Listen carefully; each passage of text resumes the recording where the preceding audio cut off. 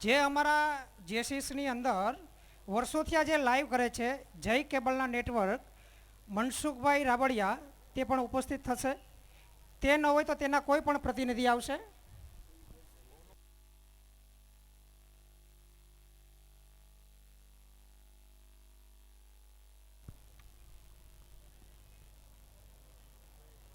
હું વિનંતી કરીશ દીપ પ્રાગટ્ય માટે જગતભાઈ રાવલને, તે પણ આગળ આવશે. હું વિનંતી કરીશ દિનેશભાઈ હોરાને કે દીપ પ્રાગટ્ય માટે આગળ આવશે.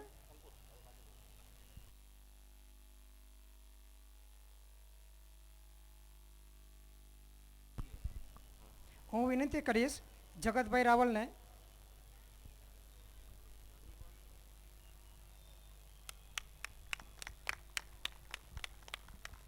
હું વિનંતી કરીશ ચંદ્રવદન મહેતાને, ચંદ્રવદન ત્રિવેદીને, પ્રતિનિધિ મહાસત્તા જામનગર.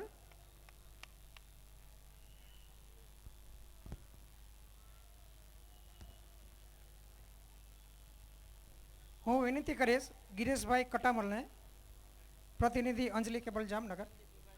સંદીપભાઈને વિનંતી કરીશ.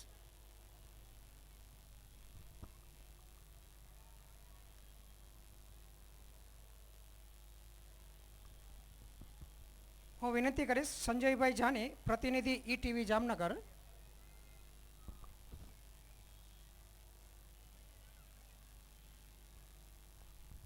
હું વિનંતી કરીશ ભરતભાઈ રાવલને, પ્રતિનિધિ જય હિન્દ જામનગર.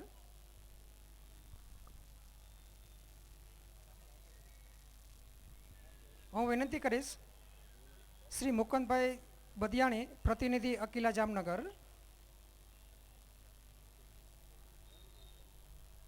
હું વિનંતી કરીશ દિનેશભાઈ હોરા, પ્રતિનિધિ ફૂલછાપ જામનગર.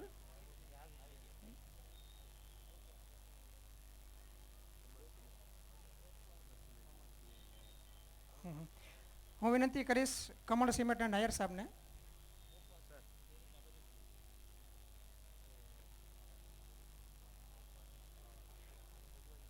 હું વિનંતી કરીશ જયરાજસિંહ ચૌહાણને, પ્રતિનિધિ લોકવાદ જામનગર.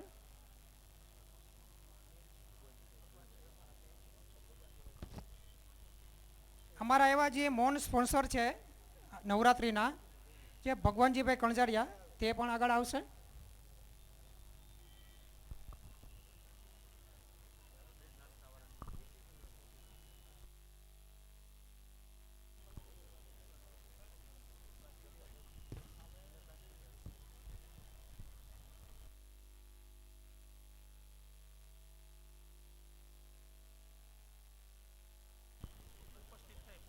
વિશ્વાસભાઈ ઠક્કર સ્ટેજ ઉપર ઉપસ્થિત થશે. વિશ્વાસભાઈ ઠક્કર.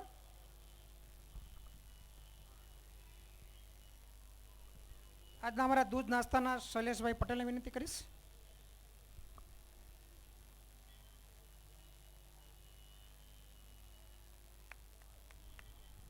અમારા દૂધ નાસ્તાના જે લક્ષ્મણભાઈ કંડોરિયાને વિનંતી કરીશ. મનીષભાઈ રાયઠાટાને વિનંતી કરીશ.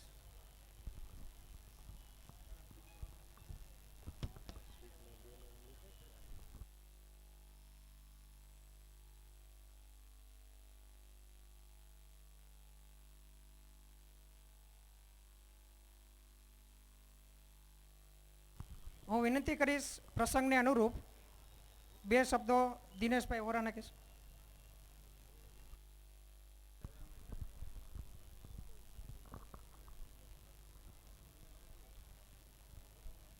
નવરાત્રિ પર્વ એ આદ્ય શક્તિની ભક્તિ અને આરાધનાનું પર્વ છે. જામનગર જેસીઆઈ ગુંજન નવરાત્રિ મહોત્સવ આપણી ભારતની પરંપરાગત અને સાંસ્કૃતિક પદ્ધતિ મુજબ આ નવરાત્રિ મહોત્સવની ઉજવણી કરી રહ્યું છે. આજના ડિસ્કો દાંડિયાના માહોલ વચ્ચે પણ જે રીતે આ પરંપરા જાળવી રાખી છે એ બદલ જેસીઆઈ જામનગરના એક ભૂતપૂર્વ સભ્ય તરીકે હું ખરેખર આનંદની લાગણી અનુભવું છું. આ આયોજન બદલ સંસ્થાના તમામ હોદ્દેદારો અને સભ્યોને અભિનંદન આપું છું. આ સાથે રાસ ગરબામાં ભાગ લેનાર તમામ બાળાઓ તેમજ રાસ ગરબાને ગીતો અને સંગીતથી મઢવા બદલ સર્વે ગાયકો અને સાજિંદાનો પણ અભિનંદન આપું છું. જામનગર જેસીઆઈ 15મા વર્ષમાં પ્રવેશ કરી રહ્યો છે. એમની રજત જયંતિની ગુંજ સર્વત્ર ગુંજી ઉઠે એવી ઉત્તરોત્તર પ્રગતિ સાથે શુભેચ્છા પાઠવી વિરમું છું. આભાર દિનેશભાઈ. હવે હું વિનંતી કરીશ જગતભાઈ રાવલને કે તે અનુરૂપ 2 શબ્દો કહેશે.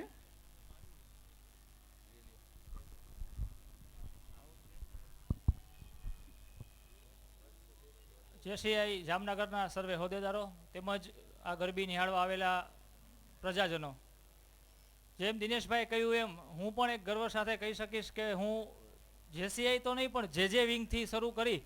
હું જે વિંગમાં સેક્રેટરી હતો અને ત્યારબાદ જેસીઆઈ, એટલે આ બેયમાં મેં અમૂલ્ય ફાળો આપ્યો છે. અને આજે જ્યારે આ 15 વર્ષ આ સતત નવરાત્રિ આટલું સરસ આયોજન થઈ રહ્યું હોય ત્યારે 100% મને ગર્વ હોવો જ જોઈએ, એક પત્રકાર તરીકે, એના કરતાં પણ એક પાસ્ટ જેસી તરીકે, અને એ મને છે. મિત્રો, હું આજે ગરબા રાસ છે એના વિશે 2 જ વાત કરીશ. એક તો આપણે લોકો ટીવીમાં જોઈએ અથવા તો ક્યારેક વાત કરીએ કે અમદાવાદ બરોડામાં થતા હોય એવી નવરાત્રિ આપણે અહીંયા ના થાય એમ. અમદાવાદ જેવી તો નવરાત્રિ નહીં. પણ મને બરોબર યાદ છે કે જેસીસની પહેલી નવરાત્રિ આણંદાબાવા આશ્રમમાં થઈ હતી. વિનુભાઈ નાખવા એના પ્રોજેક્ટ ચેરમેન હતા. અમે લોકો ત્યારે જેમાં હતા, એટલે અત્યારે જે બધા નાના બીજા છોકરાઓ ઊભા છે ને એવડા હશું.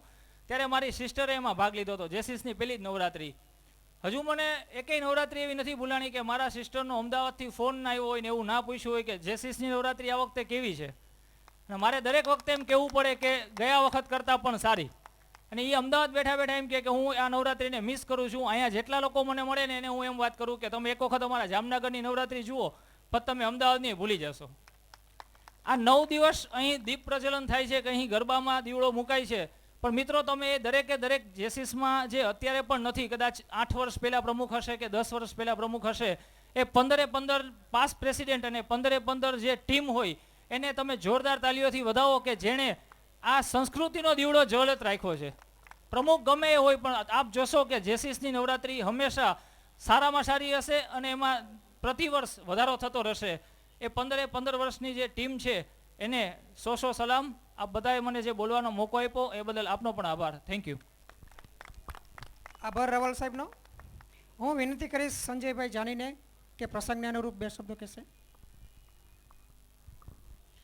ગુજરાતનું સુવર્ણ જયંતિ વર્ષમાં ગુંજને યુવાનોને એક નેતા, જેને કહેવાય ને કે નેતૃત્વ લેવાનું કામ શીખવતું હોય તો ગુંજન શીખવે છે. જેસીઆઈ જામનગર. હું જ્યારે યુવાનો ઉપર જોઉં છું ને ત્યારે મને ખૂબ આનંદ થાય છે. અને ગુંજને તો જામનગરનું નામ વિશ્વમાં ગુંજતું કર્યું છે.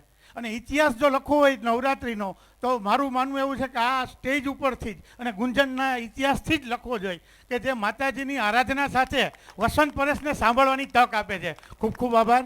જય માતાજી. આભાર સંજયભાઈનો. હવે પછી આગળની આપણે રાસ ગરબાની માણીશું.